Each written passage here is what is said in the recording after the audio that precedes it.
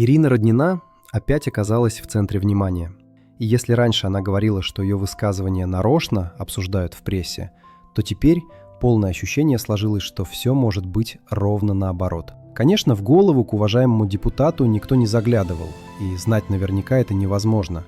Но теории и гипотезы никто не отменял. Тем более, что на днях она снова решила о себе напомнить.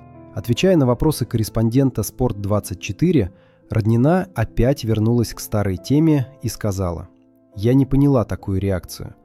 Просто надо же подогревать. Видно, в конце лета всем было нечем заняться. Новостей никаких нет. Я никак на это не реагировала.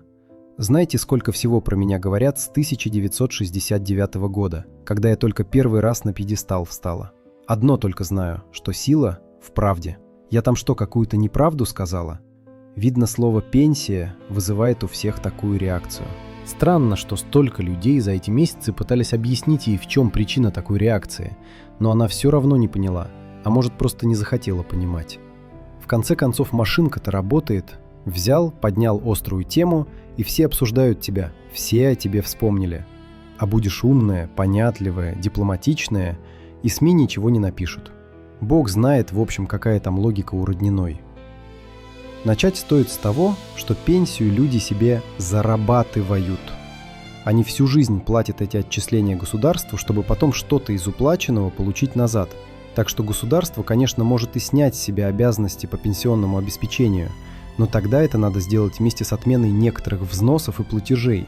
Почему-то об этом Роднина забыла. Политолог Александр Сосновский, комментируя ситуацию, заявил: «Пенсия – это часть честно заработанной зарплаты, временно находящейся в распоряжении государства», подчеркнул эксперт. И государство обязано вернуть эти средства, а не преподносить их как милость. Впрочем, это вообще большой вопрос, чем именно занимается в Думе Роднина, которая сперва уехала в США, потом вернулась, и вот уже много лет депутатствует на весьма теплом месте, надо признать. Другой политолог, Вадим Трухачев, рассказал недавно, как наблюдал ее работу в парламенте, так сказать. «Однажды меня позвали на слушание в парламенте по моей тематике.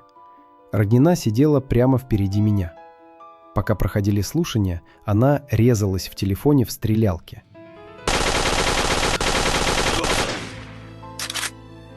Просто интересно, на думских заседаниях то же самое происходит?» Задает вполне резонный вопрос Трухачев.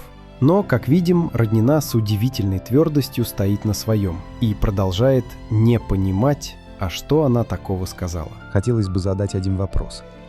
А точно ли руководству «Единой России» нужен такой депутат? Потому что скоро ведь пойдет речь о составлении партийных списков. И если ее выберут как одномандатника конкретные жители конкретного округа, это будет их право, конечно. А вот если ее включат в федеральный список партии, то будет очень интересно уточнить, а зачем это делается? Если вам понравился этот материал, пожалуйста, оцените и подпишитесь на мой канал. Это поможет создавать еще больше честных и острых разборов для вас.